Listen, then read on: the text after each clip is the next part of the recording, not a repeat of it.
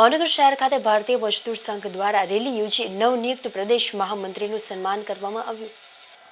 આજરોજ ભાવનગર શહેર ખાતે ભારતીય મજદૂર સંઘ ભાવનગર જિલ્લા પ્રમુખ પ્રહલાદસિંહ ગોહિલનાઓની આગેવાનીમાં તાજેતરમાં ભાવનગર શહેર સ્થિત જીએમડીસીમાં કાર્યરત ગિરીશભાઈ પટેલનાઓની ભારતીય મજદૂર સંઘમાં પ્રદેશ મહામંત્રી તરીકે નિમણૂક થતા શહેરના પાનવાડી ખાતેથી રેલી યોજી ફટાકડા ફોડી આંબેડકર ભવન પાનવાડી ચોક ખાતે આવી ફુલહાર કરી સન્માન કરવામાં આવ્યું હતું।